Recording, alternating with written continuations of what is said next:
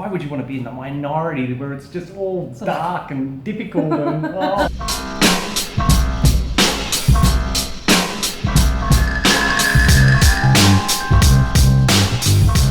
Hi guys, welcome back to the channel. So, Buzzfeed are at it again. They are relentless, aren't they? Sure are, but there's no surprises there. We've mentioned this before, that a few Google searches will reveal that one of the main financiers for Buzzfeed is actually an entity of the Hearst family who have financial ties to the meat industry, so it's really no surprise. It's no surprise. Anyhow, the other day we noticed 2 videos from Buzzfeed in our subscription feed, and they came out on the same day. And they are juxtaposed. Stark contrast. Yeah. So, and look, is it any coincidence that they came out on the same day? No, not I don't at think all. so. No. I think it's quite intentional. Yeah.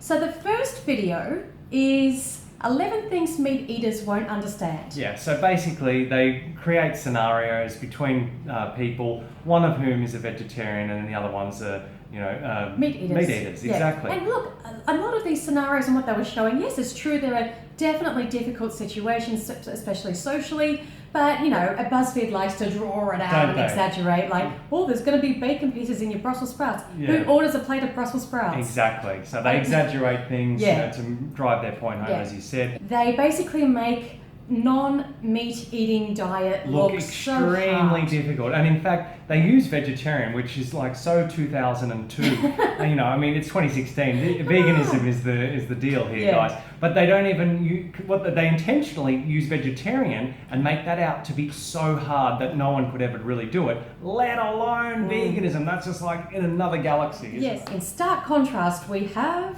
people in London try In-N-Out for the first time. So In-N-Out is a hamburger restaurant chain in the States. Very popular, and it was just a pop-up restaurant for a few hours in London. And basically the contrast between these 2 videos tells us like everything you need to know about how the mainstream approaches a non-meat based diet. Exactly, like vegetarian is so hard. And look what you'd be missing out on if you were vegetarian anyway, and everyone is not vegetarian, so why would you want to be in the minority where it's just all dark and difficult and oh. The reaction from people was extraordinary. Well, there were massive queues, weren't they? Massive queues. People were lining up for hours. I think someone said like 3 hours they were, waiting. And what a waste of time. What a waste of life. Yeah. It was interesting. It reminded us exactly of this meme that we use all the time. I mean, just take a look at this image. If that meme come to life. It really is, which we obviously find very sad. But there is safety, security in numbers. Yeah, because this talks about, it tells us about human psychology, doesn't it? Exactly. We're, pack animals. We like to be part of the pack, part of the herd. And if the majority are going in this line, in this direction, well, that's where I am going too. Because the other option, it's against the grain. Yeah. It's hard. We just saw the previous video. If you're not eating the meat burger, we just saw, well, hey, where do you get your protein? Yeah. And look at all these obstacles you're going to face. Vegetarians would be like the grey sheep, and vegans would be like the black sheep. People like to hide amongst the knives and the forks, so to speak. They don't like to be the odd ones out. And these companies and corporations, they know that about human psychology. They understand that, and they play on people's fears and insecurities of not fitting in, of being singled out, of being the odd ones out. Yeah, exactly. And this is why it's so hard to try and get people to change.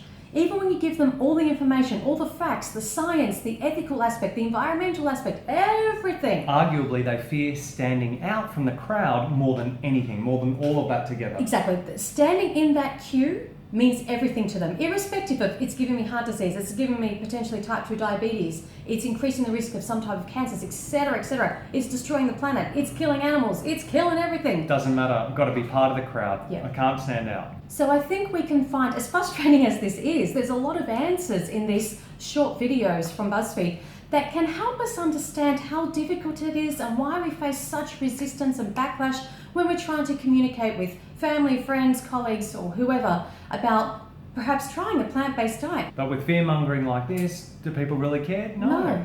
And the sad thing is that they keep showing people who are rejoicing, this woman's holding her head in her hands, oh my God, it's like a spiritual experience. Yeah, pretending to cry or maybe crying. Maybe, who knows. But the sad thing is that these people standing in this queue waiting to eat this murdered animal in a burger are going to end up standing in another queue, in a hospital queue, because it's an inevitability that this kind of consumption of, I don't want to call it food, but animal products will lead us to a very painful end. Yeah, well, I mean, science shows us that 14 of the 15 leading causes of our death, as we always say, have been scientifically linked to eating animal products. So because it is celebrated, it's made out to be normal, natural and necessary to consume animal products. And we can see the indoctrination here. And as we're watching this video, we had a bit of a chat and we remembered back in the 80s, would be late 80s, McDonald's had a campaign for Big Macs, and if you they played the ad on TV, and if you could remember and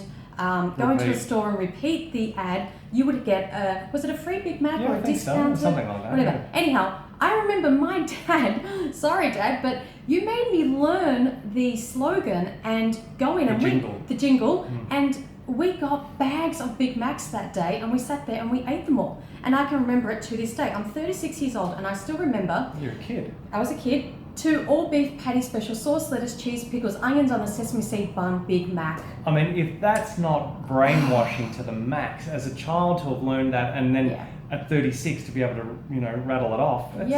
And they do try to get you in young. Yes. But the times they are changing. We just watched Plant-Based News episode where they showed, I think, the UK dairy industry spokesperson or something like that, basically say that the dairy industry is a demographic or generational time bomb because the kids aren't being brainwashed. Well, they are still being brainwashed, but because of the flooding of social media, which these young kids live on, with vegan, the alternatives, the vegan plant-based alternatives.